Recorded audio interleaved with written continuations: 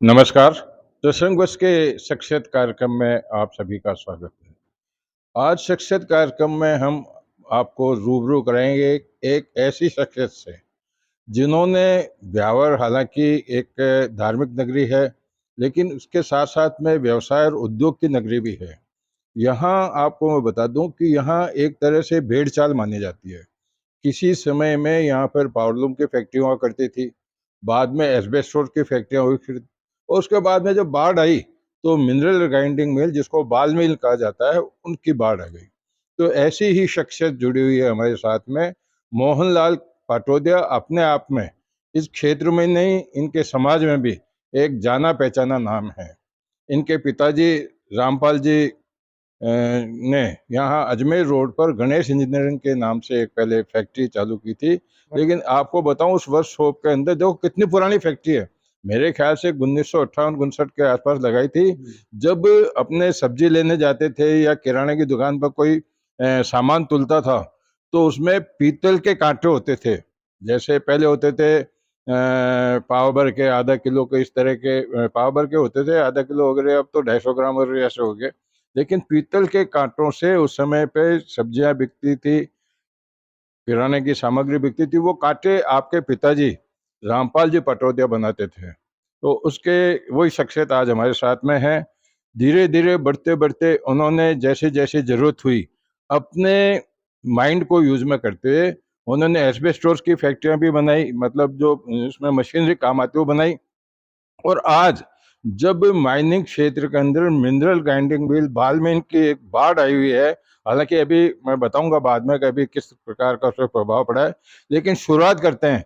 मोहनलाल जी से हम जानना चाहेंगे कि 1958 के बाद में आपने जो ये अपना एक उद्देश्य व्यवसाय लेकर के शुरू किया, उसको किस प्रकार से आपने आगे अंजाम दिया। पिताजी ने वर्कशॉप लगाया था 58 में। और उस समय 10 ग्राम 20 ग्राम 50 ग्राम के बाट जो बाट होते थे उनसे शुरुआत की इन्होंने। और उसके बाद रिपेयरिंग का काम शुरू करके, और ये एस्बेस्टोस पाइप मशीन का काम था। एस्बेस्टोस पाइप मशीन का काम शुरू कर दिया। बहुत लंबे समय तक एस्बेस्टोस पाइप की मशीनें बनाते थे। उसके बाद में शुरू हो गया क्वार्ट का काम, जो क्वार्ट इंडस्ट्रीज ग्राइंडिंग इंडस्ट्रीज उसकी शुरुआत हुई। और वो जबरदस्त ब्यावर में, ब्यावर से बाहर, राजस्थान से भी बाहर खूब मशीन से यहाँ से बन बन के गई। और आज की तारीख में गुजरात में, मोरबी में ये कच्चा माल जाने लग गया, इसलिए इस इंडस्ट्रीज पे इफेक्ट आया है। तो मिनरल ग्राइंडिंग की इंडस्ट्रीज पे इफेक्ट आया, उसका असर वर्कशॉप पे भी आया। नहीं, ये ठीक है, ये तो अभी की बात है, वर्तमान की। लेकिन मैं पूर्व काल की जब बात कर रहा हूँ, मैंने जहाँ तक मुझे ध्यान है, मेरे बचपन की बात भी ध्यान करता हूँ, तो मैंने युवावस्था में देखा था कि उस समय पे गोलछा नाम से फैक्ट्री लगती थी, मेवाड़ी गेट बाहर भी फैक्ट्री लगती थी। लेकिन बताया जाता है कि वहाँ पहले पुरानी मशीनें लगाई जाती थी। उसमें आपने शायद उसके बाद में ही इस काम को शुरू किया था। बिल्कुल 70-71 में वो एक पुरानी मशीन लेके आए थे जो ताजगढ़ रोड पर लगाई थी। उसके बाद पिताजी ने एक मशीन खुद ने अपने वर्कशॉप पे बना के, और 75 में उसको चालू किया। उसके बाद इस लाइन में शुरुआत हो गई और यहाँ बनने लग गई। तो ये जो आपने पहले, जैसे जैसे जरूरत होती है जगह बढ़ती जाती है, पहले आपका गणेश इंजीनियरिंग अजमेर रोड पे था। हाँ। उसके बाद में आप में रिक्को में आप आ गए। लेकिन जिस प्रकार से आपने फैक्ट्री में बढ़ोतरी की, फैक्ट्री में आपने विकास किया, तो आपका माल कहाँ कहाँ जाने लगा है? राजस्थान में ही जाता है और कहीं बाहर भी जाता है? नहीं, मेन तो गुजरात है, मोरबी, लेकिन एक्सपोर्ट भी खूब होता है। नहीं, वो एक्सपोर्ट, ये तो माल जो रेडीमेड होके जो प्रोडक्शन होता है वो जाता है।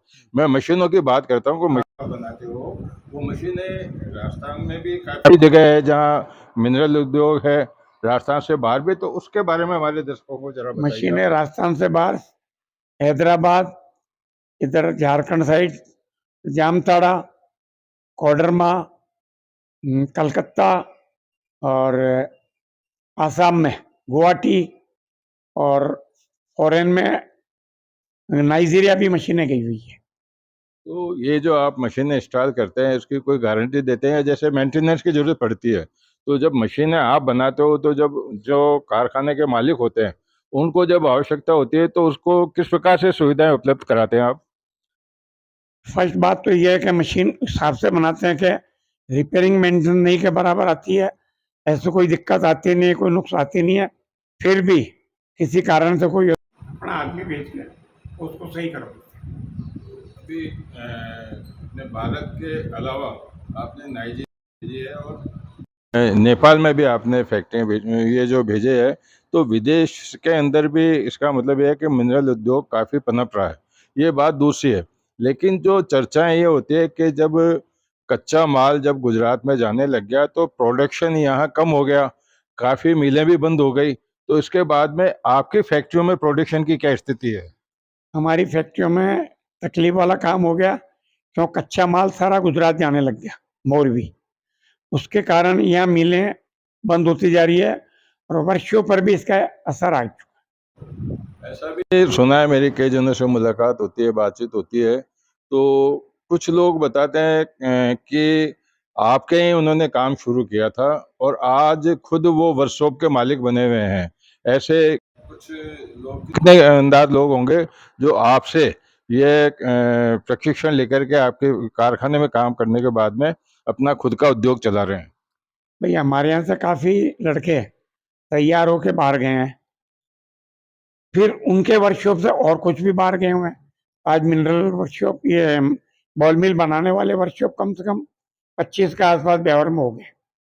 तो ये कुल मिलाकर के ये कहना होगा इनका कि ये एक चेन है, जो 1971 से 75 के बीच में जिस प्रकार से इन्होंने ग्राइंडिंग मिल के मैन्युफैक्चरिंग का काम शुरू किया था, उसके बाद में बढ़ते-बढ़ते चेन इस तरह की बढ़ गई कि अकेले ब्यावर शहर में आज 25 वर्कशॉप ऐसे हैं जो ग्राइंडिंग मशीनें तैयार करते हैं।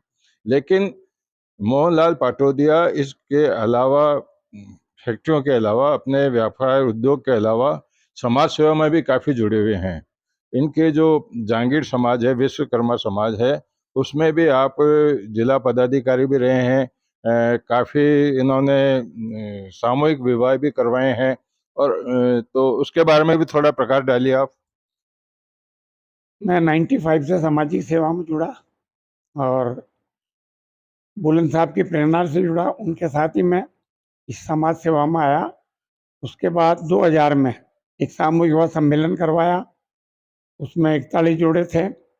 उसके बाद 2008 में एक सामूहिक सेवा सम्मेलन और करवाया, उसमें 25 जोड़े थे। अजमेर भी सामूहिक विवाह सम्मेलन कराया, उसमें हम सहयोग था। पुष्कर में भी सामूहिक विवाह सम्मेलन कराया, उसमें भी पूरा सहयोग था। एक किशनगढ़ में भी सामूहिक विवाह सम्मेलन हुआ, उसमें भी पूरा सहयोग था। कुल मिला के सामाजिक संस्थाओं के जिस प्रकार के भी इनके समाज के कार्यक्रम होते हैं, उनमें इनकी अहम भूमिका रहती है, उनका सहयोग रहता है। लेकिन अभी वर्तमान में पुष्कर में मेरे ख़्याल से आपके समाज की कोई धर्मशाला वग़ैरह कुछ नहीं है, इस बारे में आप कुछ बताना चाहेंगे? क्या योजनाएँ हैं वहाँ? पुष्कर में हमारे मंदिर, विश्वकर्मा मंदिर के सामने एक छोटा-सा भवन है, लेकिन ज़रूरत के हिसाब से एक जगह ली हुई थी वहाँ। एक बहुत बड़ा भवन बन रहा है, उसका अध्यक्ष मैं हूँ और उसमें एक बेसमेंट है, ग्राउंड फ्लोर पे हॉल है और 48 रूम उसमें से बन के तैयार हो रहे हैं, उसका कार्य जारी है। तो इसके अलावा हमारे दर्शकों को कुछ प्रेरणा देना चाहेंगे, कुछ नसीहत देना चाहेंगे कि उद्योग में आगे बढ़ने के लिए उनको किस प्रकार से कदम उठाने चाहिए?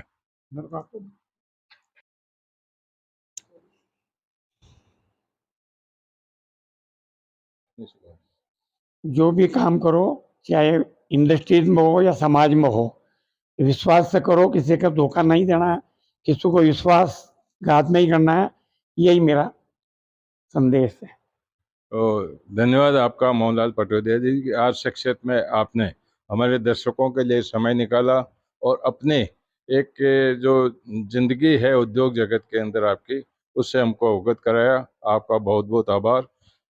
अगले रविवार को किसी नई शख्सियत के साथ में उपस्थित होंगे। कल नए प्रसंग के साथ में आपके नए प्रसंग के साथ में प्रसंग प्रस्तुत करेंगे। तब तक के लिए नमस्कार।